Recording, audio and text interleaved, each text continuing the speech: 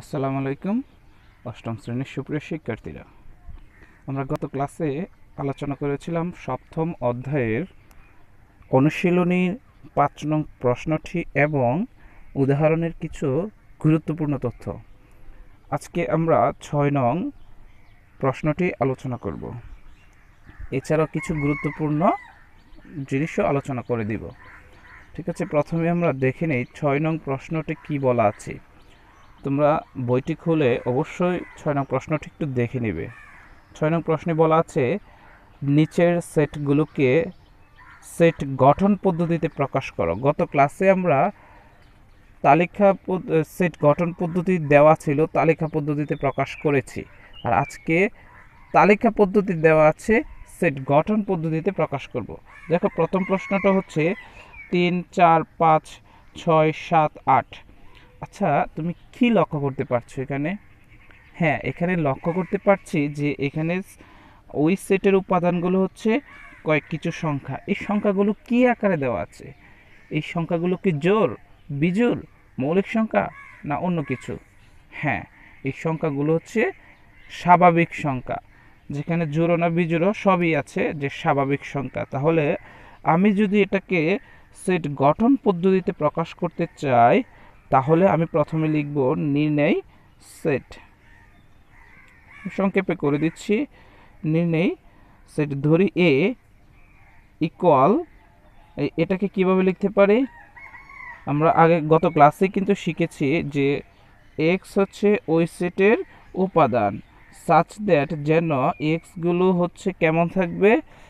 এই এক্সগুলো থাকবে স্বাভাবিক সংখ্যা, স্বাভাবিক সংখ্যা। হ্যাঁ, এবার শর্তটা কি দিব, লিমিটটা কি? দেখো তো, স্বাভাবিক সংখ্যাগুলো কি একের সমান, এক থেকে বড় না দুই থেকে বড়?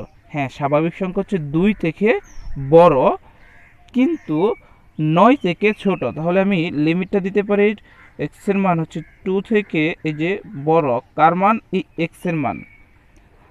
তাছাড়া আবার কি, এই 8 থেকে ছোট, সরি 9 থেকে ছোট হবে। এই যে আমাদের অ্যান্সারটা হয়ে গেল। দেখো, এই এক্স এর মান ২ থেকে বড়, অবশ্যই ২ থেকে বড়, এখানে ৩, ২ থেকে বড়, ৯ থেকে ছোট, এই যে ৯ থেকে ছোট, তার মানে এই এক্স এর মান। আর এক্সগুলো হচ্ছে সবগুলো এই উপাদান সংখ্যা। তাছাড়া তুমি শর্তটা কিন্তু এভাবেও দিতে পারতে, যেমন তোমাদের মনে প্রশ্ন হতে পারে যে ভাইয়া এভাবে দিতে পারবো কিনা?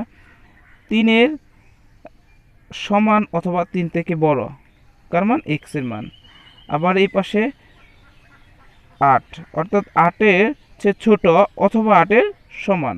শর্তটা কিন্তু তুমি এটাও দিতে পারতে, বাকি যেটা আছে সেটা ঠিক থাকবে, তুমি যে কোনো একটা দিলেই হবে। ঠিক আছে, আশা করি বুঝতে পেরেছো। এটা খ নাম্বার কোয়েশ্চেনটা কি দেওয়া আছে সেটা একটু খেয়াল করো। যে খ নাম্বার কোয়েশ্চেনটা আমি একটু উঠিয়ে নিচ্ছি।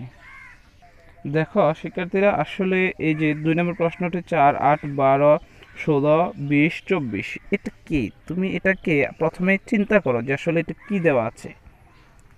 হ্যাঁ, ধরে নিলাম তুমি চিন্তা করেছো। এবার বলো যে আসলে এগুলো কি দেওয়া আছে। হ্যাঁ, এগুলো হচ্ছে গুণিতক।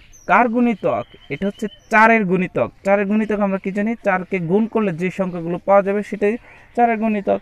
অর্থাৎ ৪-কে ১ দ্বারা গুণ করলে ৪, ২ দ্বারা গুণ করলে ৮, ৩ দ্বারা গুণ করলে ১২, এইভাবে আস্তে আস্তে পাওয়া যাচ্ছে। তাহলে সেটটাকে আমরা কি লিখব? নির্ণয় সেট এ ইকুয়াল, এক্স হচ্ছে ওই সেটের উপাদান, সাচ দ্যাট, আর এক্সগুলো কেমন? এক্স হবে কমা ৪-এর গুণিতক। আশা করি বুঝতে পেরেছো। এবার যদি তুমি লিমিটটা দিয়ে দাও বা শর্তটা দিয়ে দাও, তাহলে শর্তটা কি হবে? দেখো, শর্তটা তুমি লিখতে পারো ৪-এর গুণিতকগুলো কিসের চেয়ে ছোট? অর্থাৎ এক্স এর মানটা তোমার ২৮-এর চাইতে ছোট হবে। ঠিক আছে, এই যে ২৪, ২৪ কি এরপরের সংখ্যাটা, এরপরে যদি আরেকটা গুণিতক নিতাম তাহলে সেটা ২৮ হতো, তাহলে ২৮-এর চাইতে ছোট হয়ে যাবে। তার মানে খ নাম্বার অ্যান্সার আমাদের এটা হয়ে গেল। এবার আমরা দেখব গ নাম্বার কোয়েশ্চেনটি কি দেওয়া আছে। এবার একটু লক্ষ্য করো, গ নাম্বার কোয়েশ্চেনটি কি দেওয়া আছে। 7, গ নাম্বার, এটা হচ্ছে একটা সেট, এই সেটের উপাদানগুলো হচ্ছে 7, 11, 13, 17। একটু খেয়াল করো তো এগুলো কি। হ্যাঁ, এগুলো হচ্ছে মৌলিক সংখ্যা। ঠিক আছে, এগুলো কিন্তু মৌলিক সংখ্যা, সেজন্য আমি লিখবো হচ্ছে যে সেটের উপাদানগুলো সবগুলোই মৌলিক সংখ্যা। সুতরাং নির্ণয় সেট এ ইকুয়াল, আমরা সেকেন্ড ব্র্যাকেট দিব, এক্স দিব, এক্স হচ্ছে এই সবগুলো উপাদান, আর এক্স এখানে এই এক্সগুলো কেমন সংখ্যা, এগুলো হচ্ছে মৌলিক সংখ্যা। এখানে আমি লিখে দিব মৌলিক সংখ্যা।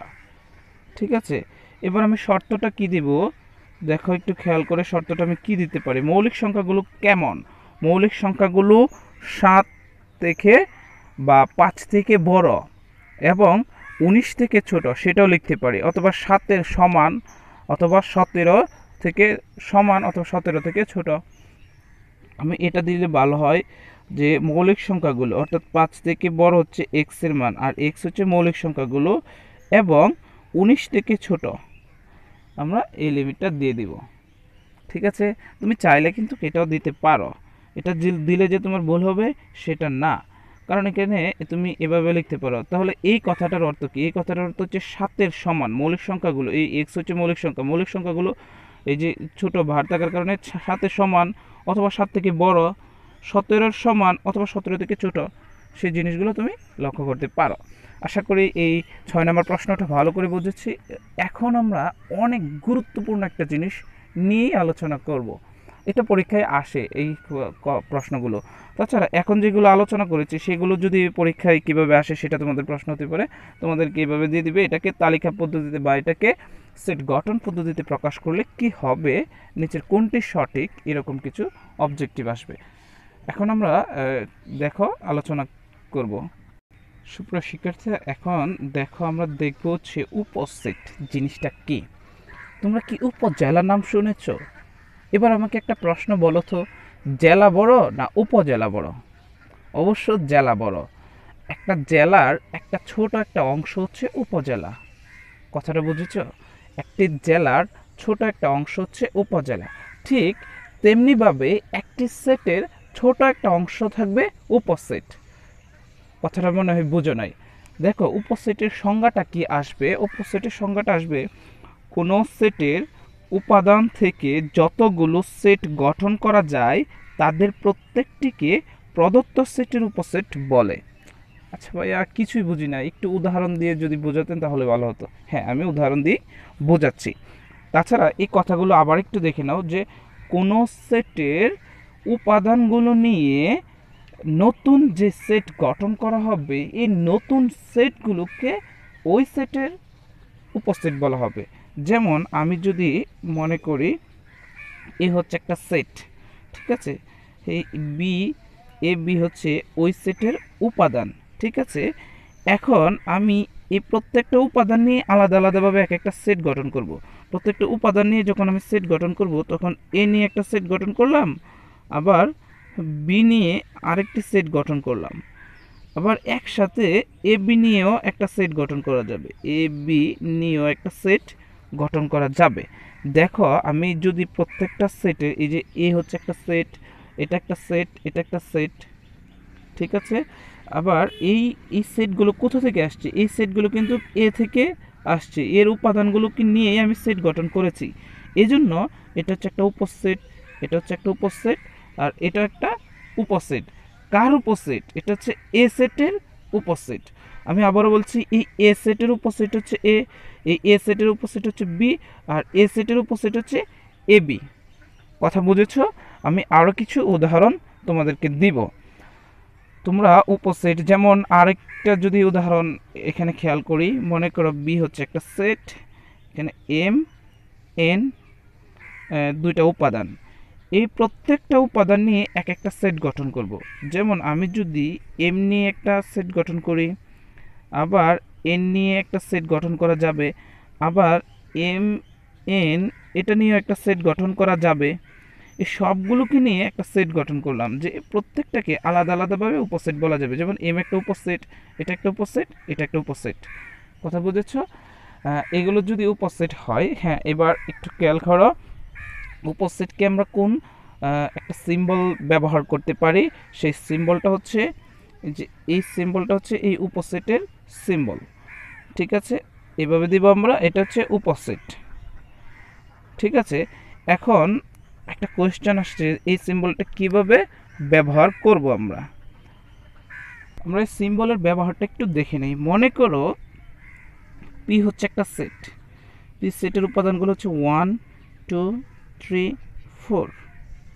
ঠিক আছে, এখানে কিউ আরেকটি সেট, এই কিউ সেটের উপাদান হচ্ছে 3 এবং 4। আর আরেকটি সেট, ওই সেটের উপাদান হচ্ছে 1 2। ঠিক আছে, এখন দেখো খেয়াল করো, এই যে পি সেটের উপাদান সংখ্যা এই 4টা, কিউ সেটের উপাদান সংখ্যা হচ্ছে 2টি। দেখো কিউ সেটের যে উপাদান সংখ্যাগুলো আছে, এই উপাদান সংখ্যাগুলো কি পি সেটের ভিতরে আছে? হ্যাঁ, 3 4, এই যে পির ভিতরে আছে 3 4। তার মানে এই উপাদান সংখ্যা আর এই উপাদান সংখ্যা ভেতরে একটা মিল রয়েছে। এই মিল থাকার কারণে আমি বলতে পারি এই কিউ এই উপসেট, কার উপসেট? পি এর উপসেট। ওই উপসেটের একটা ইংরেজি শব্দ হচ্ছে সাবসেট। ঠিক আছে, তাহলে আমি লিখতে পারি কিউ সাবসেট পি, অর্থাৎ কিউ এর যে উপাদান সংখ্যাগুলো আছে সেটা পি এর ভেতর থেকে এসেছে বা পি এর ভেতরেও আছে।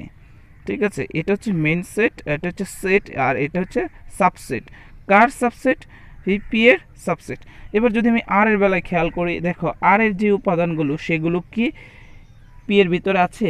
হ্যাঁ, এই আর এর উপাদানগুলো পি এর ভিতরে থাকার কারণে আমি বলতে পারি আর সাবসেট অফ পি, অর্থাৎ আর হচ্ছে পি এর একটা সাবসেট। এখন যদি আমি তোমাকে জেড একটা উপসেট দিয়ে জেড একটা সেট দিয়ে দিলাম 1 2 5, এবার খেয়াল করো এটা কি পি এর সাবসেট হতে পারে?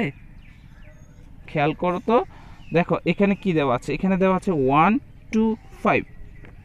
আবার পিতে লক্ষ্য করো 1 2 বাট 5 নেই। দেখো এখানে একটা উপাদান চলে আসছে যেটা পি এর যে সেটের ভিতরে নেই। না থাকার কারণে আমরা বলতে পারি এটা নট সাবসেট, অর্থাৎ পি সেটের উপসেট নয়, অর্থাৎ z nought subset of P, অর্থাৎ এই জেড যে সেটটা আছে সেই সেটটা পি সেটের উপসেট নয়।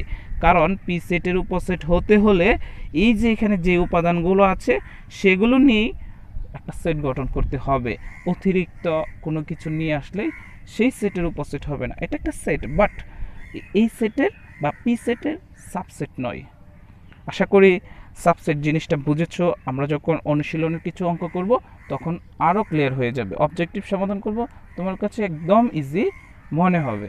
ঠিক আছে সুপ্রিয় শিক্ষার্থীরা, দেখো সাবসেট সম্পর্কে আমাদের আরও কিছু গুরুত্বপূর্ণ কথা আছে, সবগুলো কথাই কিন্তু আমি বলে দিচ্ছি। আমাদের ভিডিওটা একটু লম্বা হচ্ছে, তারপরে যেন কোনো কিছু বাদ না যায় সেজন্য আমি অনেক কথা বলছি, কোনো শর্টকাট কথা বলি নাই। এবার দেখতো সাবসেট সম্পর্কে আরেকটি গুরুত্বপূর্ণ কথা হচ্ছে, মনে করো পি হচ্ছে একটা সেট, এই সেটের উপাদান সংখ্যা এম এন। এখানে উপাদান সংখ্যা কয়টি? এই উপাদান সংখ্যা 4টি।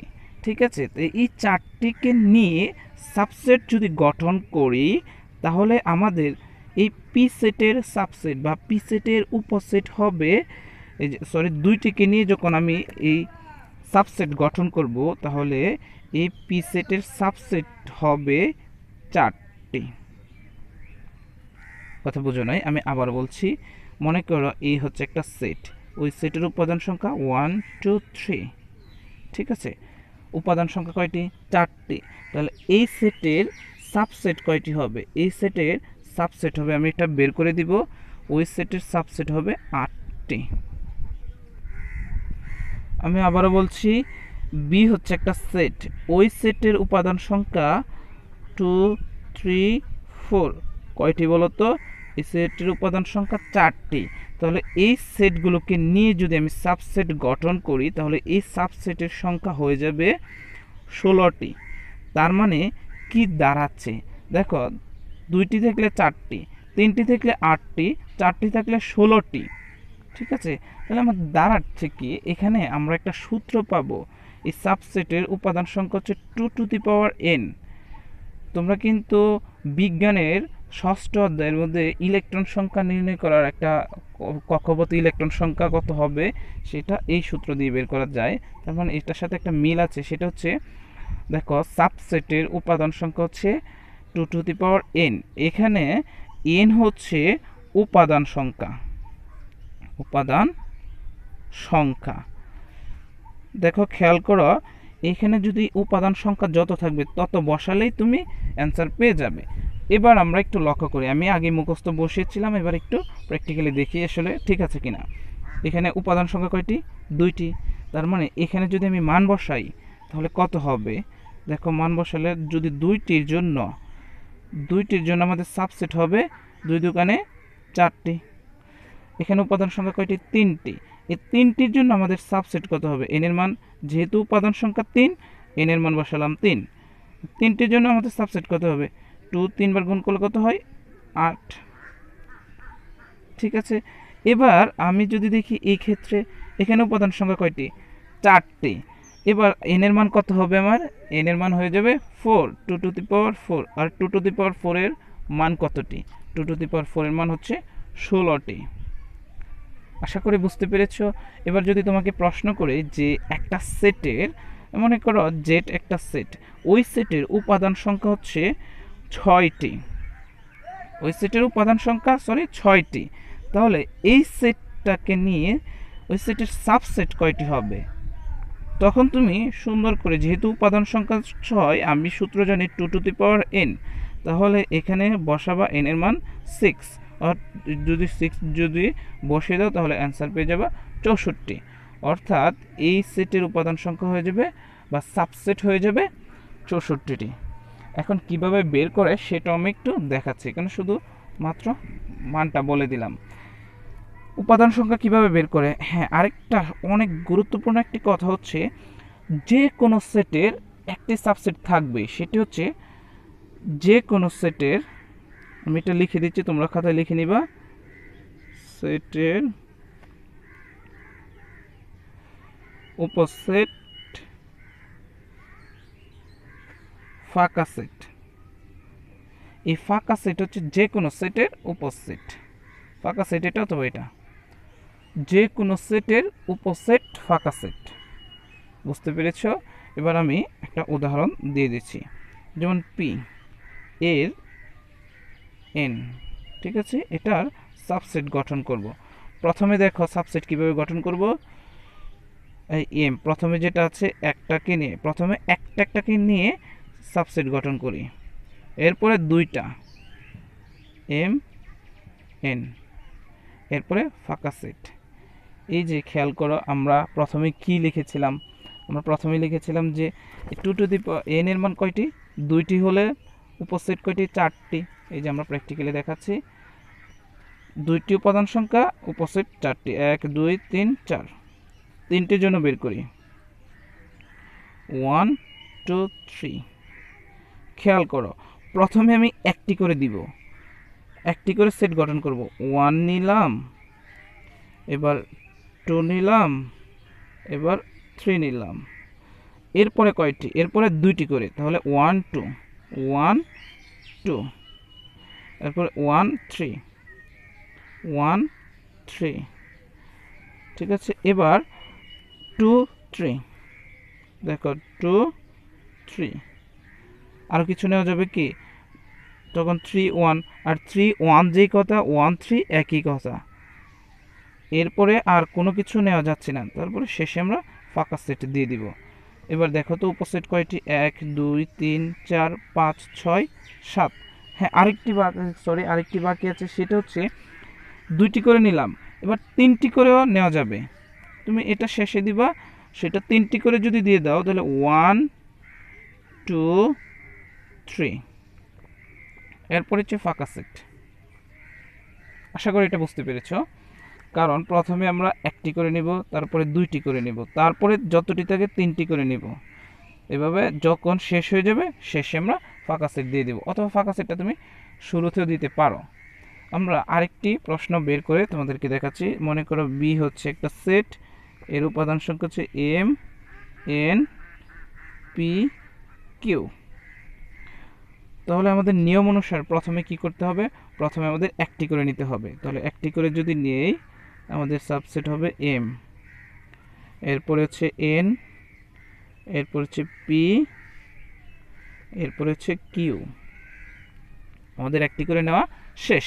এবার দুইটি করে নিব। দুইটি করে প্রথমে দেখব এম আর এন, এই দুইটা এম আর এন। তাহলে এম আর পি নিব একবার, এম পি। আবার এম সাথে কিউ নিব, এম কিউ। ঠিক আছে, এবার এন এর সাথে পি নিব, এন পি। কারণ দেখো এন পি কিন্তু আমাদের আগের কোনোটার সাথে মিল নেই, সেজন্য এটা হবে প্রত্যেকটা আলাদা আলাদাভাবে বের করতে হবে। তাহলে এন এর সাথে কিউও নেই, তাহলে এন এর সাথে আমি কিউ নিব। ঠিক আছে, এরপরে দেখো আমরা এন এর সাথে পি নিলাম, এন এর সাথে কিউ নিলাম। এন এর সাথে যদি এম নেই, দেখো এন এম কিন্তু আগে নিয়েছি, দেখো এন আর এম আগে চলে এসেছে, তাহলে হবে না। তাহলে শেষে হচ্ছে পি এবং কিউ। আমি এখানে নিচে একটু লিখে দিচ্ছি, দেখো পি কিউ। পি কিউ আগে আছে কি? নাই, যার কারণে এটা। এখন তুমি যেটা নাও সেটাই মিলবে। এবার আমি দুইটা করে নিলাম, এবার আমার পালা তিনটা করে নেওয়ার। তিনটা করে দেখি, M N P, M N P, খেয়াল করো। এরপর হচ্ছে এম এন কিউ, ব্যতিক্রম সবগুলো, এম এন কিউ। খেয়াল করবি যে একটার সাথে যেন অন্যটা না মিলে। এরপর হচ্ছে আমরা এম এন পি নিলাম, এম এন কিউ নিলাম, তাহলে এম পি কিউ। আছে কি? M P Q. খেয়াল করে করে লিখতে হবে, কারণ যেন একটার সাথে অন্যটা না মিলে। এরপরে দেখো এন, এম এর কাজ শেষ, M P Q, M sorry M না, এটা হয়ে যাবে এন, এন পি কিউ। হ্যাঁ ঠিক আছে, এই যে এন পি কিউ নিলাম। এবার আমরা কিউ পি এন নিলেও একটা, বা পি কিউ এন নিলেও একটা একই রকম পাবো। আমাদের তিনটা করে নেওয়া শেষ। এবার আমরা চেষ্টা করব চারটা করে নেওয়ার জন্য। এবার যদি চারটা নিয়ে নিই, তাহলে এম এন পি কিউ, আমরা চারটা করে নিলাম। লাস্ট কি আছে? আর কোনো কিছু যাচ্ছে না। এবার আমরা ফাঁকা সেট দিয়ে দিব, শেষ।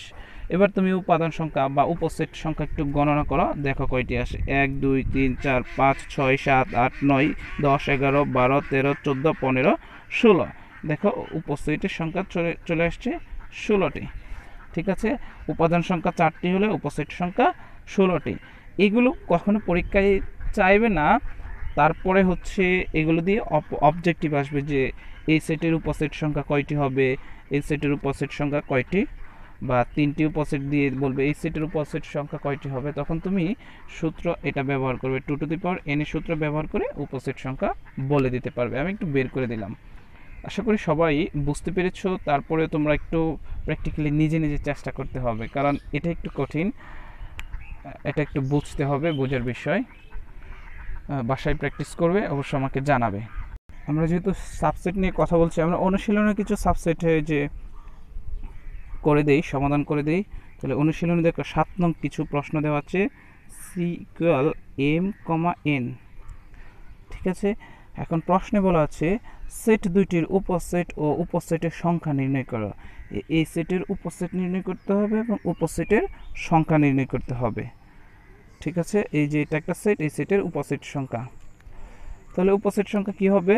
এই সেটের উপসেট সংখ্যা যদি আমি নির্ণয় করি, তাহলে আমাদের প্রথমে কি বলেছিলাম, প্রথমে একটি করে নিতে হবে। আর তুমি লিখে দিতে পারো সি এর উপসেট।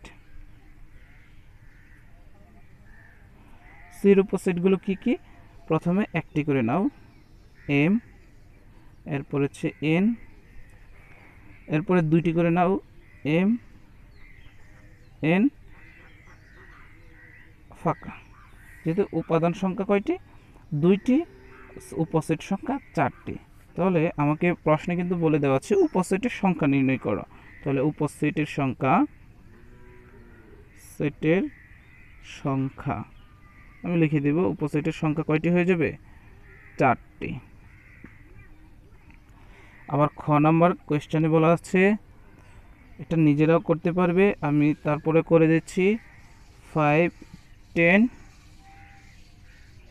15 এই সেটের উপসেট সংখ্যা কতটি হবে?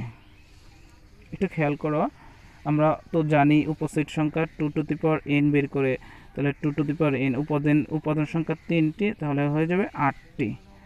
ঠিক আছে, এই 8টি হলে আমরা দেখি আসলে 8টি কীভাবে বের করব। তাহলে আমি লিখব ডি এর উপসেট।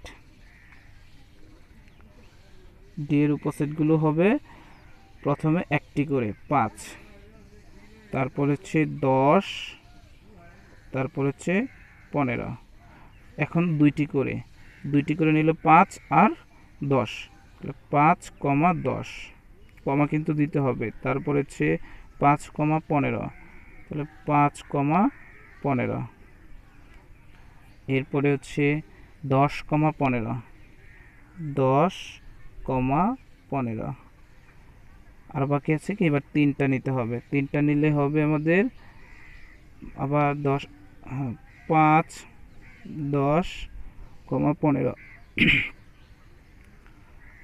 লাস্ট আর কিছু যাচ্ছে না, এবার ফাঁকা সেট দিয়ে দিব। এবার দেখো তো উপাদান সংখ্যা কয়টি আছে, 1, 2, 3, 4, 5, 6, 7, 8টি। এই যে আমাদের 8টি মিলেছিল, 8টি হয়ে গেল। ঠিক আছে, ক নাম্বার এভাবে তুমি লিখে দিবা উপাদান সংখ্যা, বা সরি উপাদান সংখ্যা না, এটা হচ্ছে উপসেট সংখ্যা, সেট সংখ্যা 8টি। এখন একটা ছোট একটা বিষয় নিয়ে তোমাদের সাথে আলোচনা করি। এবার বলো তো আমাকে, আমি যদি এরকম একটা অবজেক্টিভ দিয়ে দেই যে সি হচ্ছে একটা সেট 10, 15, এই সি সেটটা কি ডি সেটের উপসেট? হ্যাঁ, সি সেটটা ডি সেটের উপসেট। আমি প্রথমেই কিন্তু আলোচনা করেছিলাম, এই যে দেখো 10, 15, এই যে 10, 15 হচ্ছে একটা সি সেটের উপসেট। আবার যদি যে এ হচ্ছে একটা সেট, এই সেটের হচ্ছে 1, 15, তাহলে এটা কি ওই সেটের উপসেট? না, কারণ এখানে 1 এই ডি সেটের কোনো উপসেট নয়। তাহলে এক্ষেত্রে আমি লিখতে পারি যে C subset of D but A not subset of D. আশা করি সাবসেট সম্পর্কে তোমাদের ধারণা ক্লিয়ার হয়েছে। তারপরে তোমরা প্র্যাকটিস করবে, যদি না পারো অবশ্যই আমাকে বলবে। ঠিক আছে, তাহলে ধন্যবাদ সবাইকে ক্লাসটি করার জন্য। আমরা পরবর্তীতে আরও গুরুত্বপূর্ণ কিছু নিয়ে আলোচনা করব। আল্লাহ হাফেজ।